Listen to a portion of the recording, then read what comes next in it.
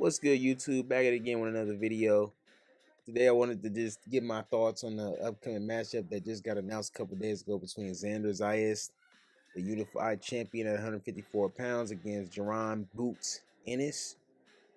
When I heard this fight got announced, I said to myself, "This is a really good fight. This could be a really good game changing level fight for both competitors, and could have drastic, decisions going forward in terms of who becomes the A side, who becomes the top guy at 154.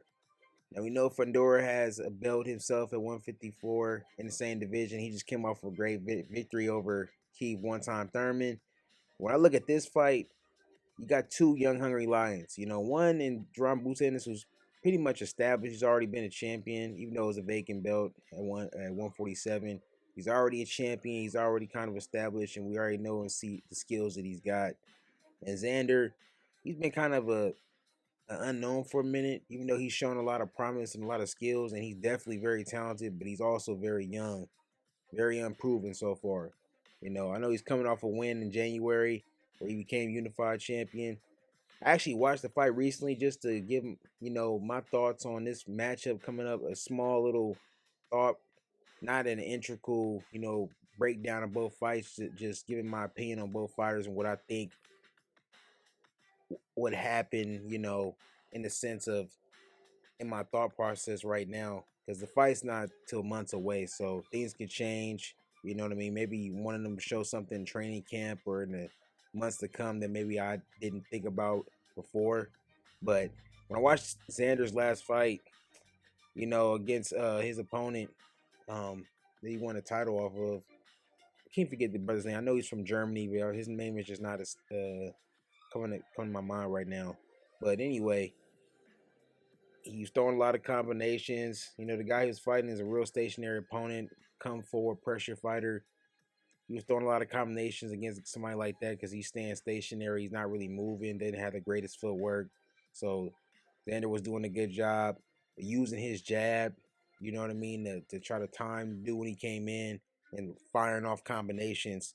Xander, when he fights certain people, I've noticed he's got sneaky power and like sneaky speed with one shots. Whether that's the lead hook he likes to throw, the uppercut to the body he likes to throw. He can lull you asleep with somebody that's not as experienced or doesn't pick up on what he's doing. He can sneak a good, fast, mean shot in there and give you some problems. But against a guy like Boots, to be honest, on the outside looking in, that type of tactics are not going to work against somebody like Boots. It's just not going to work. I know his favorite combinations, at least in that fight that he showed, was the lead hook to the head. Throwing lead hooks or not setting him up any good way. He was fading early in the fight, but he wasn't doing the best job of getting inside. He kept trying to use his jab to paw, engage range, but he was throwing lead hooks, you know what I mean, uppercuts without really setting them up or anything like that, or giving some type of feint or trap when he was throwing them.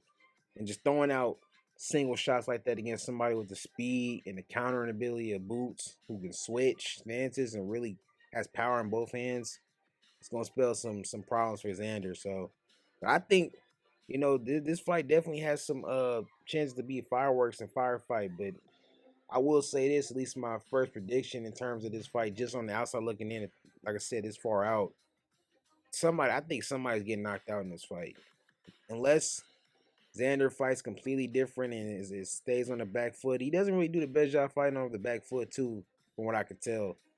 And I think Boots has a good idea of how to use his footwork and come off angles to make it easier fight for him to be able to counter Xander.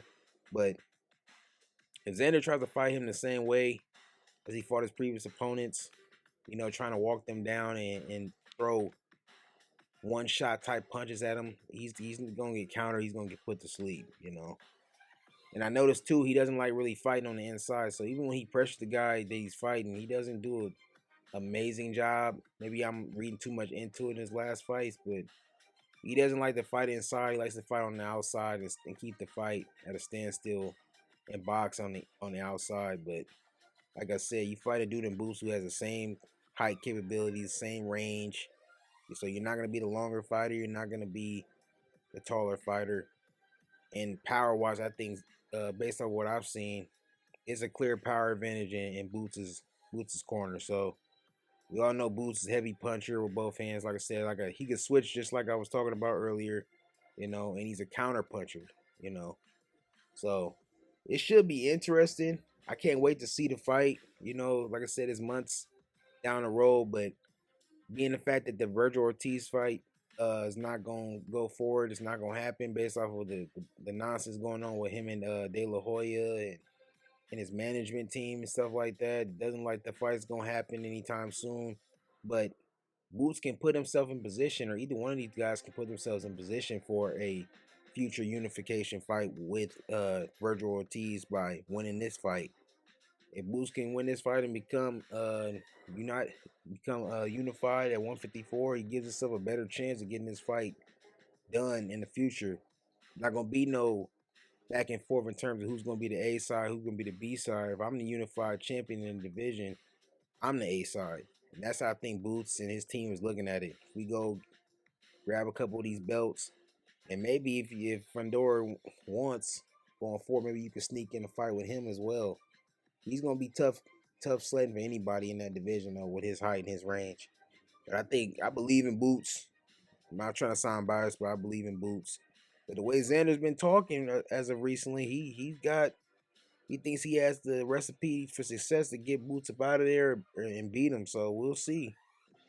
I can't wait to watch it. I can't wait to see it. This is a great fight. I'm glad to see in boxing, at least in this year, that they trying to put together some fights that actually make sense. You know what I mean?